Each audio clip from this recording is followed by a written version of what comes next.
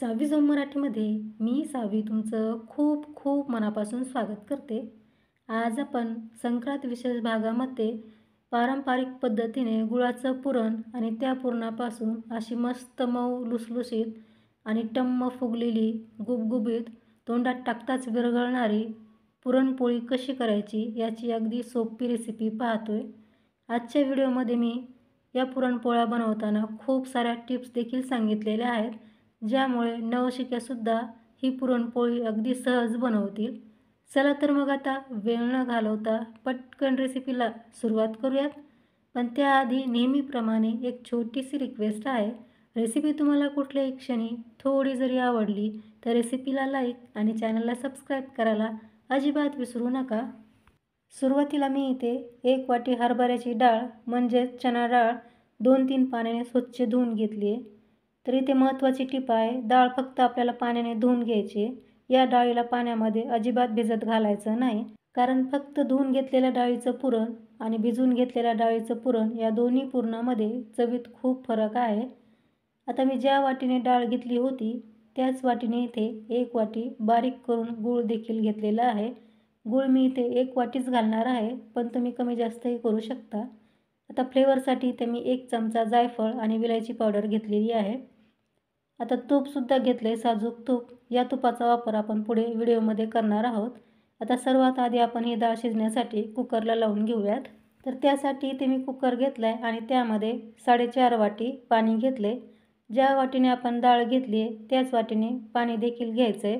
एवढं पाणी या डाळीसाठी अगदी परफेक्ट होतं। आता हे पुरण शिजताना तुम्हाला जर यामध्ये हळद आणि तेल घालायचं असेल तर तुम्ही आत्ता इथे पाव चमचा हळद आणि 1 चमचा तेल यामध्ये घालायचं आहे। पण मी आज यामध्ये हळद आणि तेल घालणार नाही, असंच पुरण मी तयार करणार आहे। आता कुकरचं झाकण लावायचं आहे आणि कुकर गॅसवरती ठेवून याच्या 5 ते 6 शिट्ट्या काढून घ्यायच्या आहेत। आता पुरण शिजत आहे तोपर्यंत आपण पीठ भिजवून घेऊया। तर मी या ताटामध्ये 3 कप गव्हाचं पीठ चाळून घेतले। आता यामध्ये आपण चवीसाठी अर्धा चमचा मीठ घालायचे। आता हे मीठ आपल्याला व्यवस्थित हाताने मिक्स करून घ्यायचे। तुम्ही जर पहिल्यांदाच पुरणपोळी करणार असाल तर तुम्ही इथे 2 कप गव्हाचं पीठ आणि 1 कप मैदा घ्यायचा आहे। असं प्रमाण घेतल्यामुळे पुरणाची पोळी तुमची छान मऊ लुसलुशीत होईल आणि परफेक्ट तुम्हाला लाटता देखील येईल। आता या पिठामध्ये थोडं थोडं पाणी घालून याला मऊसर मळून घ्यायचं आहे। पीठ थोडंसं मळल्यानंतर आपल्याला या पिठाला आणखी अशा पद्धतीने मळून घ्यायचं आहे। पीठ मळताना मध्ये मध्ये पाण्याचा हात घ्यायचा आहे आणि पिठाला मळत राहायचं आहे। जितकं पीठ तुम्ही चांगलं मळून घ्याल तितकीच परफेक्ट तुमची पुरणपोळी बनेल, म्हणजे मस्त मऊ लुसलुशीत पुरणपोळी तयार होईल। आता पीठ पहा मी अगदी छान मळून घेतलं आहे। आता यावरती आपल्याला 1 पळी तेल घालायचं आहे आणि परत या पिठाला या तेलामध्ये मळून घ्यायचं आहे। अशा पद्धतीने सुरुवातीलाच पीठ तुम्ही छान मळून घेतलं तर परत परत या पिठाला मळत बसायची गरज नाही। थोडंसं भिजल्यानंतर आपण हे पीठ अगदी थोडं मळलं तरीसुद्धा चालतं। आता आपल्या या पिठाला या तेलामध्ये छान मळून घ्यायचे। जितकं मळाल तितकीच परफेक्ट पोळी बनेल। तर तुम्ही पाहू शकता पीठ आपलं मी मस्त मळून घेतलं, परफेक्ट असं पीठ तयार झालं आहे। तर हे पीठ पहा खूप जास्त सैलही नाही आणि खूप जास्त घट्टही नाही, अशा पद्धतीचं पीठ मळून घ्यायचं आहे। आता हे पीठ भिजण्यासाठी झाकण ठेवून अर्धा तास साईडला ठेवून द्यायचं आहे। आता कुकरच्या 6 शिट्ट्या झाल्यानंतर कुकरची आपल्याला वाफ जाऊ द्यायची आणि नंतरच झाकण उघडायचं आहे। तर तुम्ही पाहू शकता डाळ आपली खूप छान शिजलेली आहे, छान मऊसर आपलं पुरण तयार झालं आहे। मी तुम्हाला डाळिंबी हाताने असे मॅश करून सुद्धा दाखवते। पहा अशा पद्धतीने आपली डाळ तयार झाली पाहिजे। आता ही डाळ आपण पुरणाच्या चाळणीवरती ओतून घेऊयात, म्हणजे या डाळीतलं पाणी वेगळं होईल आणि आपली डाळ वेगळी होईल। तर 1 बाउल घ्यायचा आहे आणि त्यावरती चाळणी ठेवायची आहे आणि यावरती आपल्याला अशा प्रकारे हे शिजलेलं पुरण ओतून घ्यायचं आहे। आता डाळ आपल्याला 5 मिनिटे अशीच चाळणीवरती साईडला ठेवून द्यायची आहे, म्हणजे यातलं पाणी पूर्ण निसरेल। तर 5 मिनिटानंतर तुम्ही पाहू शकता डाळ आपली थोडीशी थंडही झाली आहे आणि डाळीतलं पाणीसुद्धा निसरलेलं आहे। आता आपल्याला याचं छान पुरण वाटून घ्यायचं आहे, पण त्याआधी हे पाणी आपल्याला फेकून द्यायचं नाही। या पाण्यापासून आपण मस्त कटाची आमटी बनवू शकतो। तुम्हाला जर येळवणीपासून म्हणजे या पाण्यापासून कटाची आमटी कशी बनवायची हे माहिती नसेल तर त्याचा व्हिडिओ मी चॅनलवरती अपलोड केलेला आहे आणि त्याची लिंकसुद्धा मी डिस्क्रिप्शन बॉक्समध्ये दिलेली आहे, तिथे तुम्ही चेक करू शकता। आता परत मी याखाली 1 बाउल घेतला आहे आणि चाळणीवरती ठेवले आता हे पुरण आपण स्मॅशरच्या साहाय्याने अशा प्रकारे मॅश करून घ्यायचं आहे, म्हणजेच बारीक करून घ्यायचं आहे. तुमच्याकडे जर स्मॅशर नसेल तर तुम्ही पुरण वाटीच्या साहाय्याने, ग्लासच्या साहाय्याने किंवा तांब्याच्या साहाय्याने सुद्धा बारीक करून घेऊ शकता. ज्याने तुम्हाला सोपं वाटेल त्याने तुम्ही पुरण बारीक करून घेऊ शकता. आणि हो, तुमच्याकडे जर अशी पुरणाची चाळणीच नसेल तर तुम्ही मिक्सरला सुद्धा हे पुरण बारीक वाटून घेऊ शकता. मिक्सरमध्ये सुद्धा पुरण छान बारीक होतं. तर तुम्ही पाहू शकता, बोलता बोलता आपलं पुरण छान बारीक झालेलं आहे. आता चाळणी आपण बाजूला करूयात, पण त्याआधी चाळणीच्या खालच्या साईडला पुरण असतं चिकटलेलं ते व्यवस्थित काढून घ्यायचे आणि मगच चाळणी बाजूला ठेवायची. तर तुम्ही पाहू शकता मस्त बारीक आपलं पुरण वाटून झाले. आता पुरण आपण शिजवून घेऊयात. आता गॅसवरती कढई ठेवायची आणि त्यामध्ये आपल्याला 1 चमचा साजूक तूप घालायचे. आता गॅसची फ्लेम आपल्याला कमी ठेवायची आहे आणि यामध्ये वाटून घेतलेलं पुरण घालायचे. पुरण घातल्यानंतर आपल्याला लो टू मिडियम गॅसवरती हे पुरण 2 ते 3 मिनिटे या तुपामध्ये खमंग परतून घ्यायचे. असं तुपामध्ये पुरण परतून घेतल्यामुळे पुरणाला चव खूप छान येते. एकदा तुम्ही या पद्धतीने पुरण करून पहा, खूप मस्त याची पुरणपोळी लागते. 2 ते 3 मिनिटे मी पुरण मिडियम गॅसवरती परतून घेतलं आहे. आता थोडंसं परतून झाल्यानंतर पहा पुरणाचा हलकासा रंग बदलला आहे.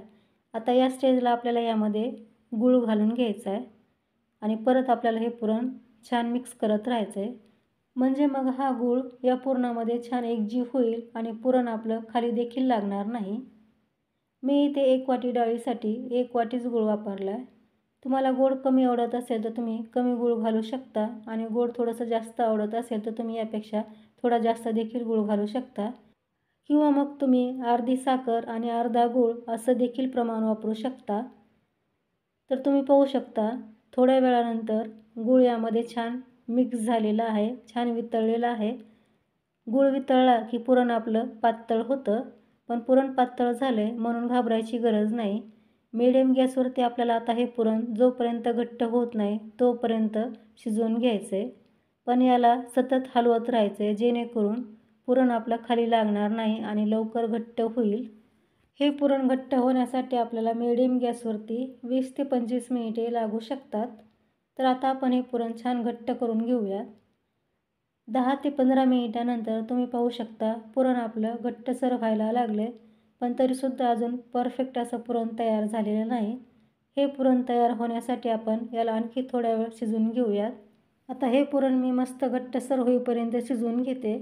तोपर्यंत तुम्ही चॅनलवरती पहिल्यांदाच आला असाल तर व्हिडिओला लाईक करायचे, चॅनलला सबस्क्राईब करायचे आणि हो बेल आयकॉनलासुद्धा क्लिक करायचे, म्हणजे मी जेव्हा कधी नवीन रेसिपी अपलोड करेन त्याचं नोटिफिकेशन तुम्हाला सर्वात अगोदर मिळेल.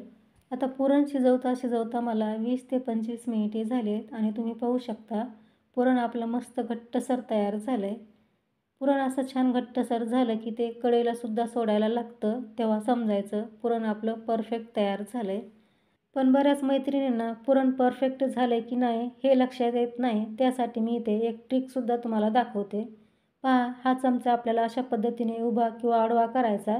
चमचा पडला नाही तेव्हा समजायचं पुरण आपलं अगदी परफेक्ट तयार झालं आहे आणि चमचा जर पुरणातून खाली पडला तेव्हा समजायचं पुरण आपलं अजून शिजायचं बाकी आहे.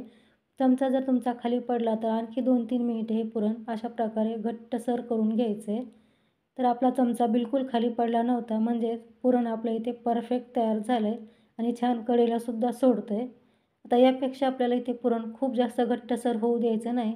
पुरण खूप जास्त घट्टसर झालं तर थंड झाल्यानंतर पुरण परत जास्त कोरडं होतं.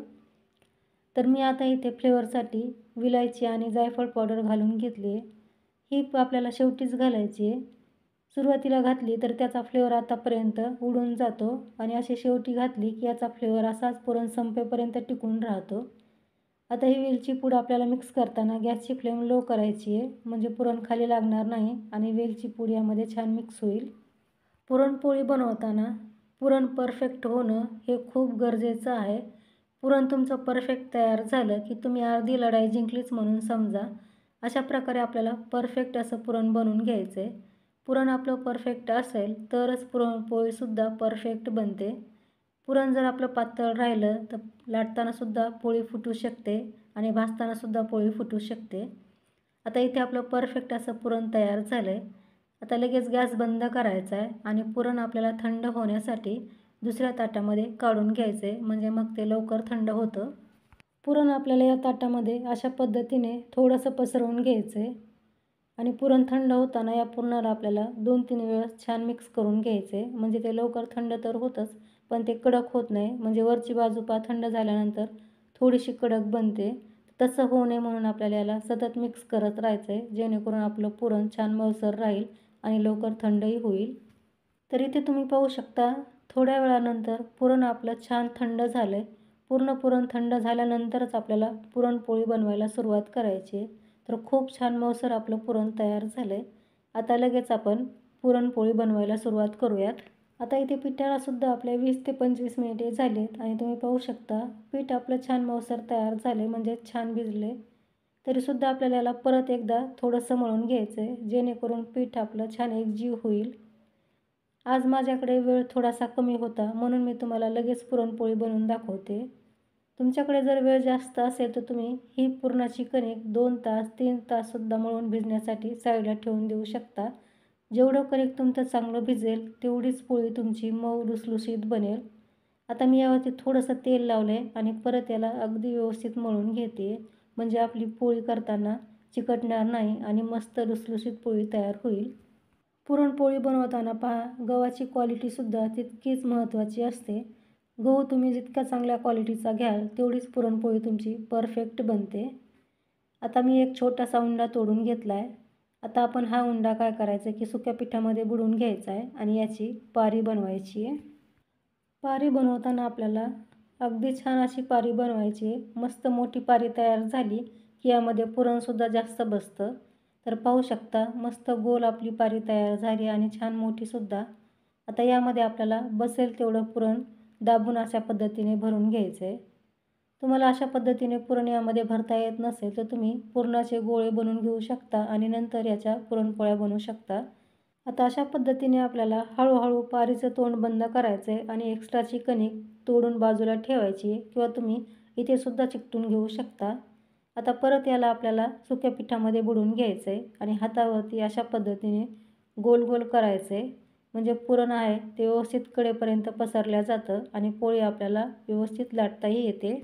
आता पुरणपोळी लाटताना पहा, अगदी हलक्या हाताने लाटून घ्यायची आणि पुरणपोळी आपल्याला दोन्ही साईडला अलटपलट करत लाटून घ्यायची, म्हणजे ती दोन्ही साईडला मस्त पातळ बनते. एक बाजू जाड आणि एक बाजू पातळ अशी पोळी तयार होत नाही. आपण दोन्ही साईडला जर पोळी लाटली तर दोन्ही साईड पोळीच्या मस्त पातळ होतात. मध्ये मध्ये पीठ लागत असेल तर तुम्ही पीठ लावून या पोळीला लाटून घ्यायचं आहे, पण लाटताना अशी अलटपलटच पोळी करायची आहे. आता मी ही पोळी अगदी हलक्या हाताने मस्त लाटून घेते. तर तुम्ही पाहू शकता खूप मोठी आणि पातळ अशी पोळी मी पुरणाची लाटून घेतली आहे. तुम्हाला आतमधलं पुरणसुद्धा इथे दिसत असेल.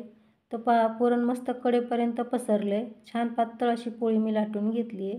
पोळीची थिकनेससुद्धा दाखवते, एकदम पातळ पोळी तयार झाली आहे. आता ही पोळी अशा पद्धतीने उचलून भाजण्यासाठी तव्यावरती आपल्याला टाकून घ्यायची आहे. तव्याला अगोदर थोडंसं तेल लावायचं आहे आणि गॅसची फ्लेमसुद्धा आपल्याला पुरणाची पोळी भाजताना मीडियम टू हाय ठेवायची आहे, म्हणजे पोळी अगदी परफेक्ट भाजल्या जाते.